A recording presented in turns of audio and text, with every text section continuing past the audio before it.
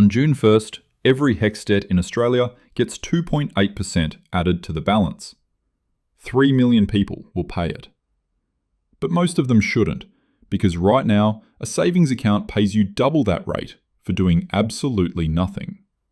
Let me explain. Every year on June 1st, the ATO applies indexation to your HECS balance. It's not interest, technically, but it works the same way. Your debt gets bigger. And this year, the rate is 2.8%. On a $25,000 balance, that's $700 added to your debt overnight. On $40,000, it's $1,120. On $60,000, it's $1,680. Money you now owe that you didn't owe the day before. And here's the thing most people don't realize. The deadline to do anything about it is not June 1st. It's right now. If you want to make a voluntary payment to reduce your balance before indexation hits, the ATO needs to receive and process it before June 1st.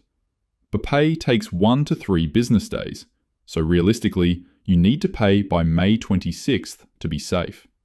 That's days away. But should you actually pay it? This is where it gets interesting, because HECS is not like other debt. There's no interest rate.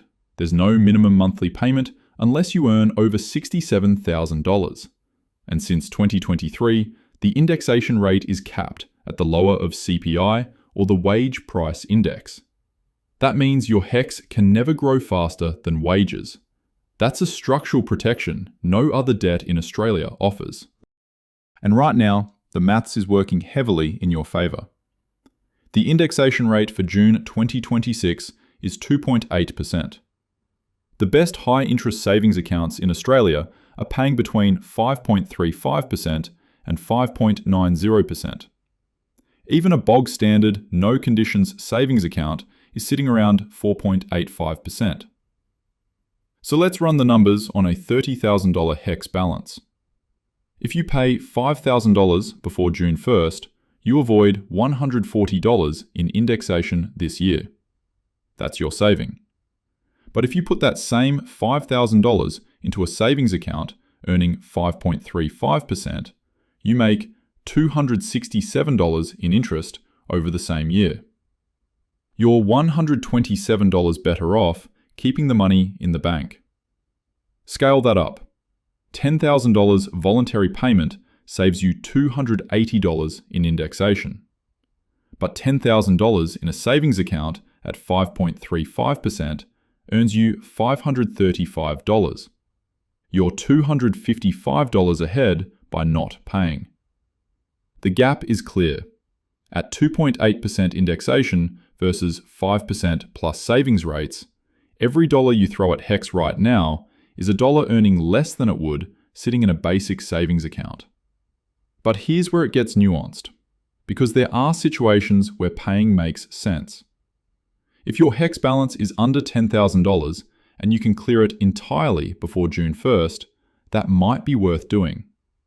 You eliminate the debt, you stop the annual indexation cycle, and you remove it from your borrowing power calculation.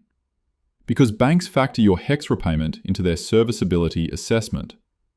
A $40,000 HECS debt on an $80,000 income can reduce your borrowing power by $30,000 to $50,000. So if you're about to apply for a home loan in the next 6 months, clearing HECS could unlock tens of thousands in extra borrowing capacity. That's worth more than the savings account interest. There's also a psychological factor nobody talks about. Some people just hate having debt. Even cheap debt. Even debt that's growing slower than inflation. If clearing your HECS lets you sleep better at night and focus on building wealth without that number hanging over your head, then do it. The maths doesn't have to be perfect. Peace of mind has a value. But for most people, especially if your balance is above $15,000, the play right now is clear. Don't pay it down. Let indexation hit. Put your cash into a high-interest savings account or invest it instead. Your money works harder there. Now let's talk about what actually changed with HECS over the past year, because a lot of people missed it. In 2025, the government applied a one-off 20% reduction to every HECS balance in the country. If you owed $40,000, they wiped $8,000.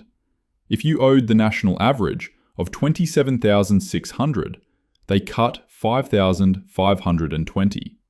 That was $16 billion in student debt erased overnight, the biggest single reduction in the history of the scheme. On top of that, the repayment system changed completely. Before July 2025, if you earned $67,000, you paid a percentage of your entire income. Now it's marginal. You only pay on the portion above $67,000. That's a massive difference. Someone earning $75,000 used to pay around $3,000 a year. Under the new system, they pay about $1,200. That's $1,800 back in your pocket every year. And the threshold itself moved up. It used to kick in at $54,435. Now it's $67,000. If you earn between $54,000 and $67,000, you went from mandatory repayments to zero. That's real money. So where does this leave you? If you're earning under $67,000, your HECS just sits there. Indexation applies, but you're not making compulsory repayments. At 2.8% growth per year, it's the cheapest debt you'll ever hold. Leave it alone. If you're earning between $80,000 and $120,000, your compulsory repayments are chipping away at it. On a $25,000 balance at $80,000 income, you're paying about $1,950 a year. After indexation of around $700, your principal drops by $1,250. You'll clear it in roughly 8 to 10 years without doing anything extra. If you're earning $120,000 plus, your compulsory repayments are aggressive. On a $30,000 balance, you're paying around $7,950 a year. That debt is gone in under 4 years. There's no reason to accelerate it. And if you're about to buy a house, talk to your broker first.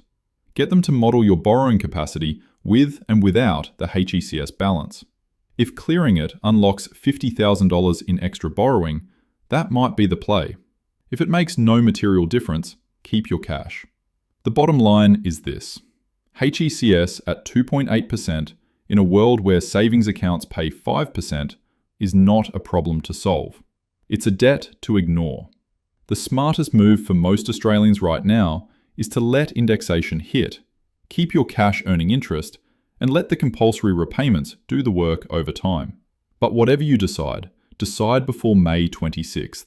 Because after that, the window closes, and the ATO adds 2.8% whether you're ready or not. If this helped you think differently about your HECS, hit subscribe and share it with someone who's stressing about their student debt. Thanks for watching, and I'll see you in the next one.